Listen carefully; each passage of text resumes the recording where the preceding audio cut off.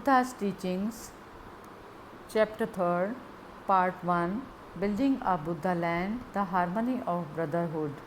Let us imagine a desert country lying in absolute darkness with many living things swarming blindly about in it. Naturally, they will be frightened, and as they run about without recognizing one another during the night, there will be frequent squirming and loneliness. This is indeed a pitiful sight. Then let us imagine that suddenly a superior man with a torch appears and everything around becomes bright and clear. The living beings in the dark solitude suddenly find a great relief as they look about to recognize one another and happily share their companionship. By a desert country is meant a world of human life. When it lies in the darkness of ignorance, those who have no light of wisdom in their minds wander about in loneliness and fear. They were born alone and die alone. They do not know how to associate with their fellow man in peaceful harmony, and they are naturally despondent and fearful. By a superior man with torch is meant Buddha assuming a human form, and by his wisdom and compassion he illumines the world. In this light, people find themselves as well as others and are glad to establish human fellowship and harmonious relations. Thousands of people may live in a community, but it is not one of real fellowship until they know each other and have sympathy for one another. A true community has faith and wisdom that illuminate it. It is a place where the people know and trust one another and where there is social harmony. In fact, harmony is the life and real meaning of a true community or an organization. Of organizations, there are three kinds. First, there are those who are organized on the basis of the power, wealth, or authority of great leaders. Second, there are those that are organized because of its convenience to the members, which will continue to exist as long as the members satisfy their conveniences and do not quarrel. Third, there are those that are organized with some good teaching as its center and harmony as its very life. Of course, the third or last of these is the only true organization, for in it the members live in one spirit from which the unity of spirit and various kinds of virtue will arise.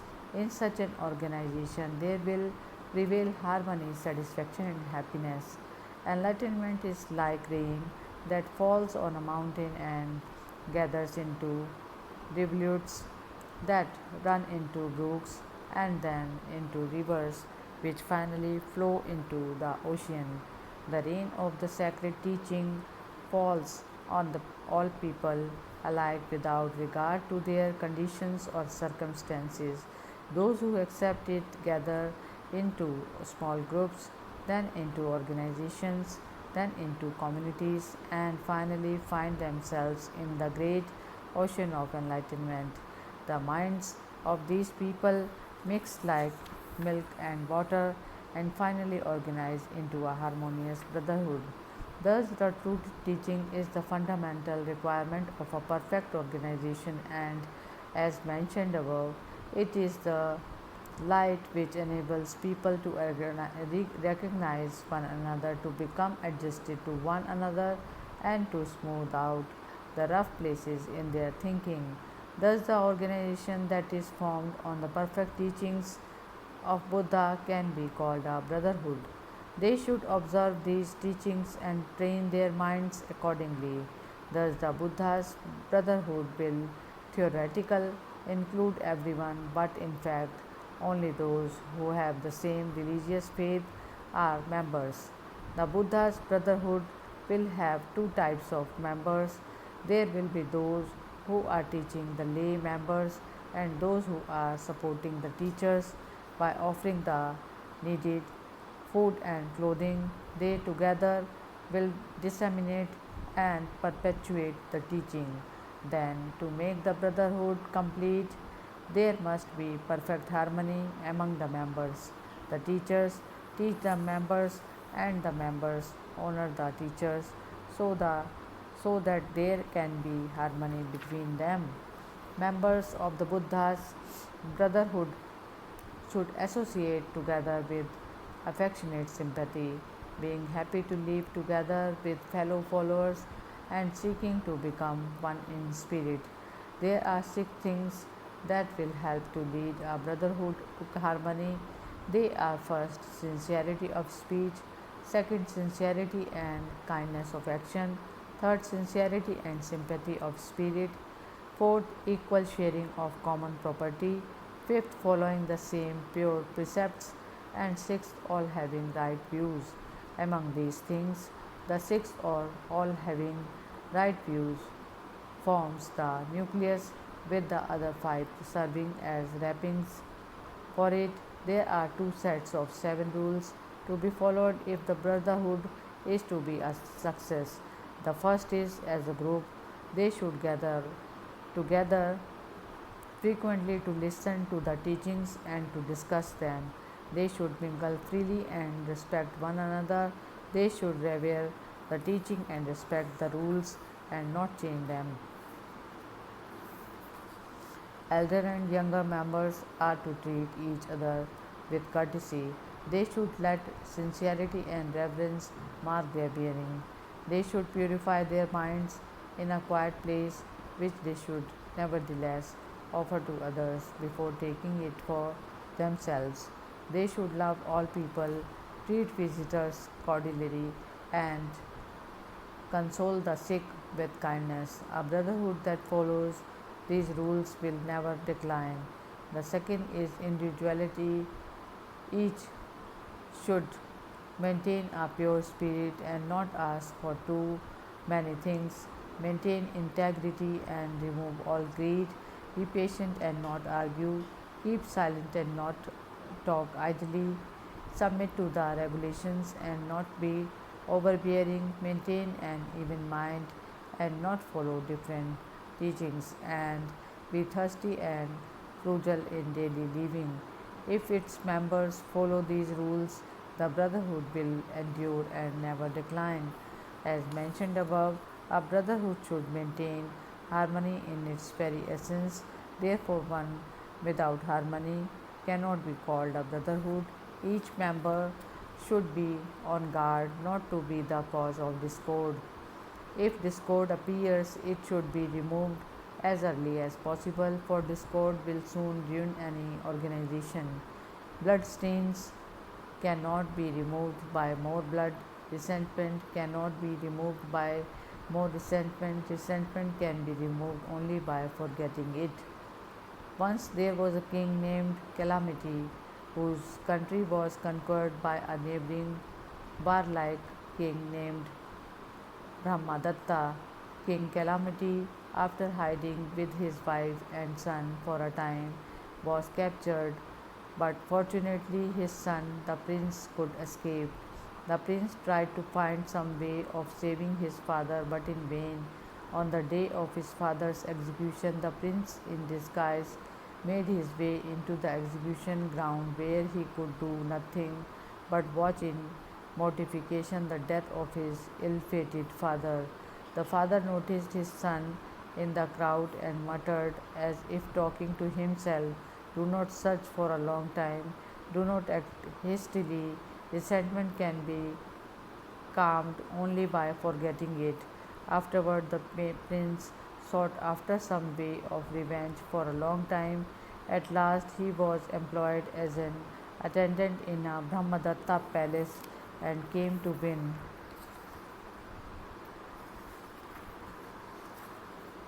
the king's favors. On a day when the king went hunting, the prince sought some opportunity for revenge. The prince was able to lead his master into a lonely place, and the king, being very weary, fell asleep with his head on the lap of the prince. so fully had he come to trust the prince. The prince drew his dagger and placed it at the king's throat, but then hesitated. The words his father had expressed at the moment of his execution flashed into his mind, and although he tried again, he could not kill the king.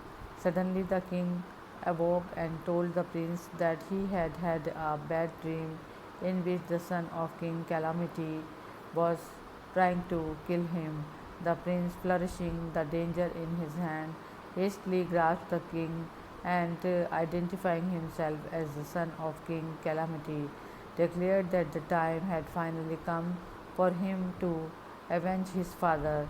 Yet he could not do so, and suddenly he cast his dagger down and fell on his knees in front of the king. When the king heard the prince's story and the final words of his father, he was very impressed and apologized to the prince.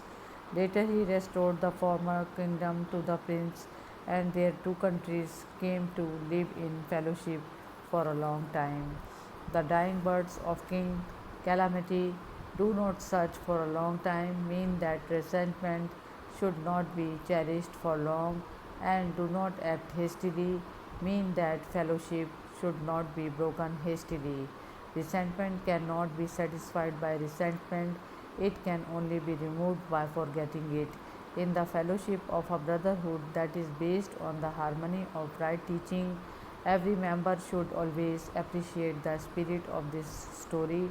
Not only the members of the brotherhood, but also people in general should appreciate and practice this spirit in their daily lives.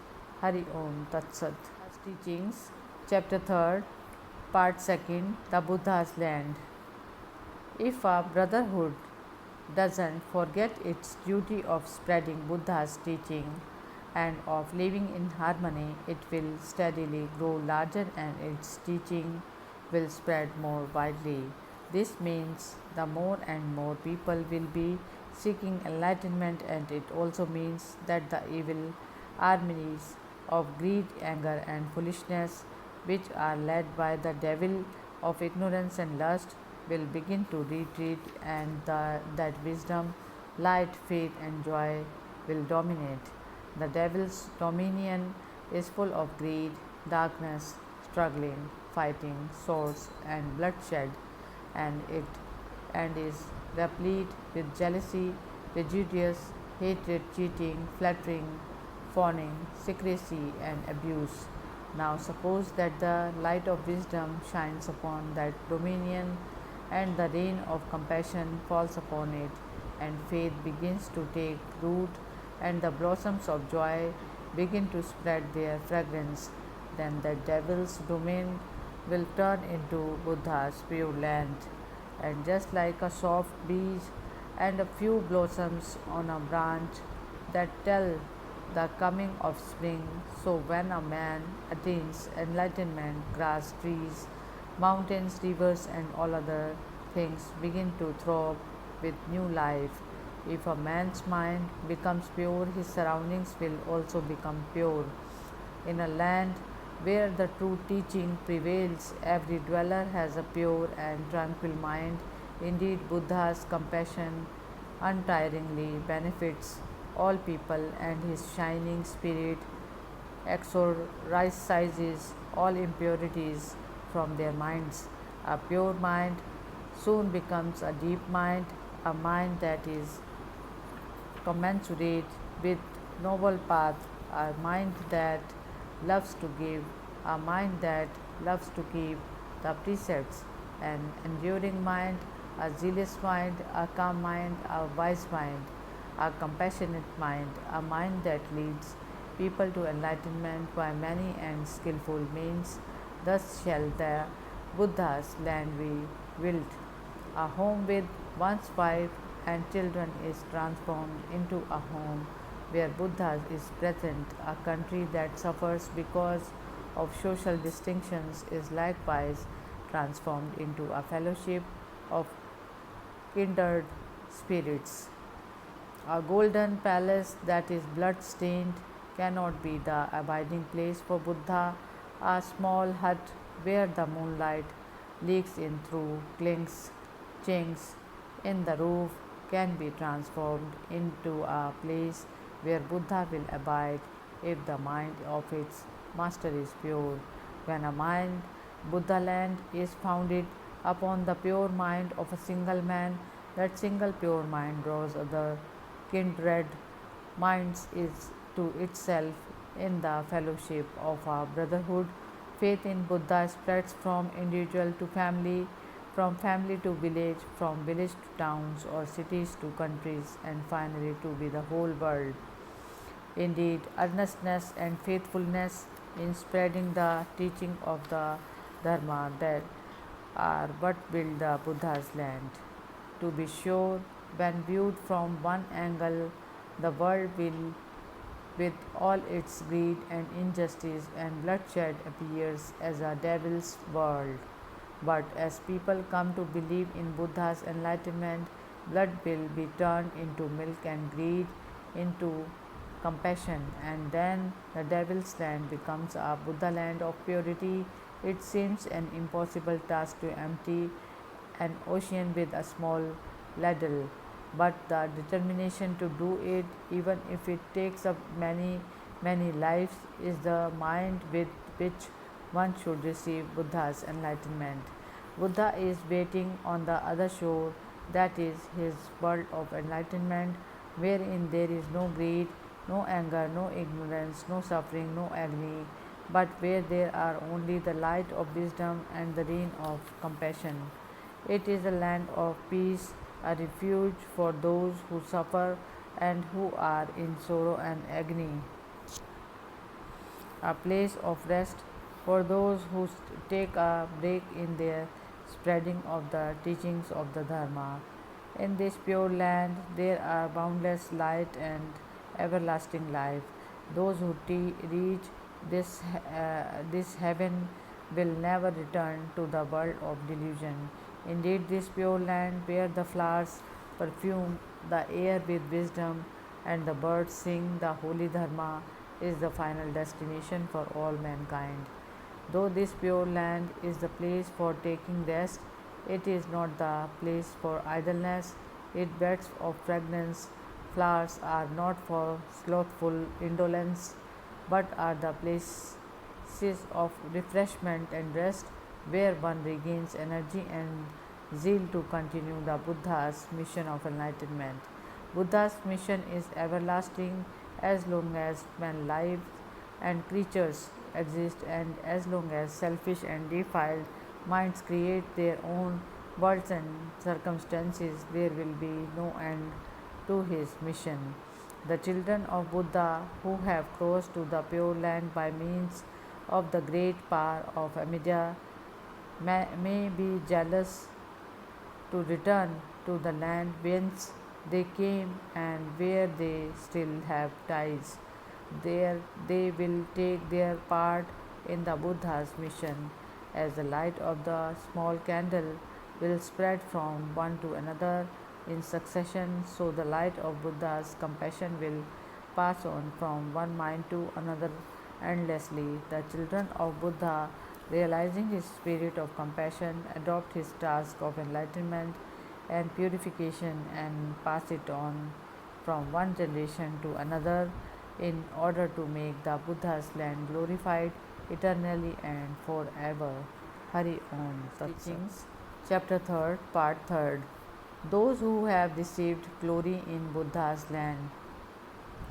Swayamavati, the consort of King Udayana, was deeply devoted to Buddha. She lived in the innermost courts of the palace and did not go out, but her maid Uttara, who had an excellent memory, used to go out and attend the Buddha's preachings. On her return, the maid would repeat to the queen the teachings of the Blessed One, and thus the queen deepened her wisdom and faith. The second wife of the king was jealous of the first wife and sought to kill her. She slandered her to the king until finally he believed her and sought to kill his first wife, Swayambati. Queen Swayambati stood in front of the king so calmly that he had no heart to kill her. Regaining control of himself, he apologized to her for his distrust. The jealousy of the second wife increased, and she sent wicked men to set fire to the innermost courts of the palace during the king's absence from home. Swayamvati remained calm, quietened, and encouraged the bewildered maids, and then, without fear, died peacefully in the spirit she had learned from the Blessed One. Uttara died with her in the fire. Among the many women disciples of Buddha, these two were most highly honored. Queen Swayambati as a compassionate spirit and her maid Uttara as a good listener. Prince Mahanama of the Shankya clan and a cousin of Buddha had great faith in teachings of Buddha and was one of his most faithful followers. At that time, a violent king named Birudaka of Kosala conquered the Shankya clan. Prince Mahanama went to the king and sought the lives of his people, but the king would not listen to him. He then proposed that the king would let as many prisoners escape as could run away, while he himself remained underwater in a nearby pond. To this the king assented, thinking that the time would be very short for him to be able to stay underwater. The gate of the castle was opened as Mahanama dived into the water and the people rushed for safety. But Mahanama did not come up, sacrificing his life for the lives of his people by tying his hair to the underwater root of a willow tree.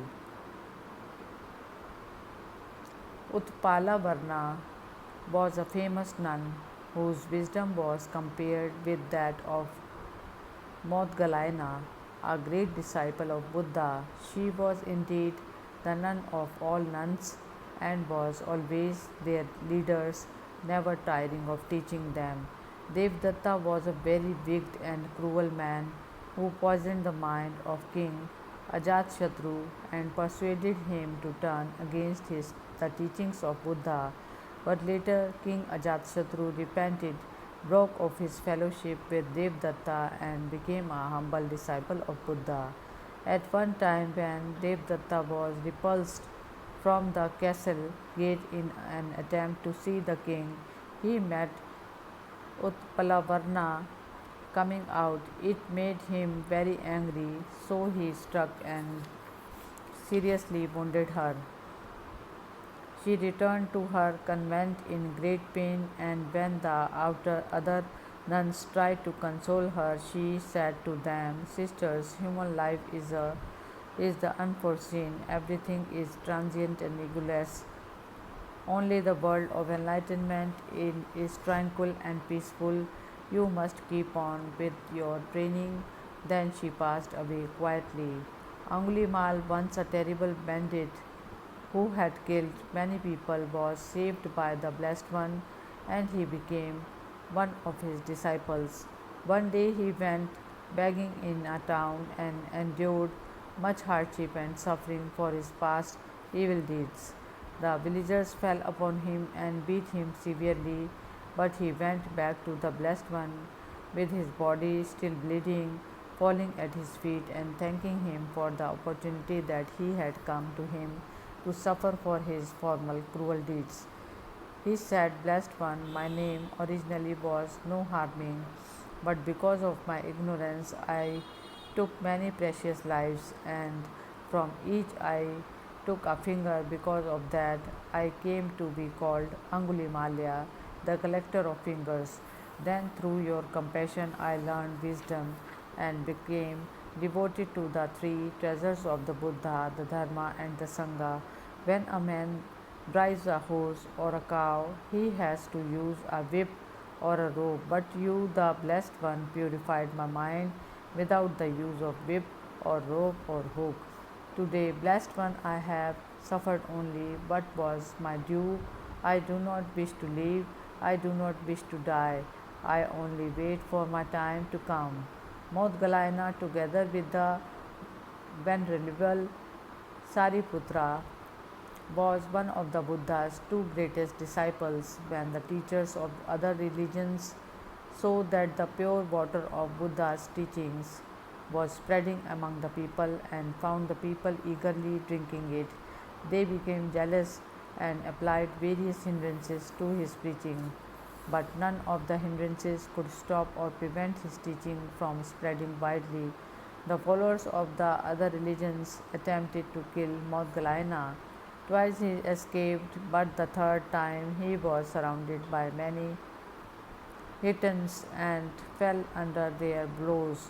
Sustained by enlightenment, he calmly received their woes, and though his flesh was torn and his bones crushed, he died peacefully.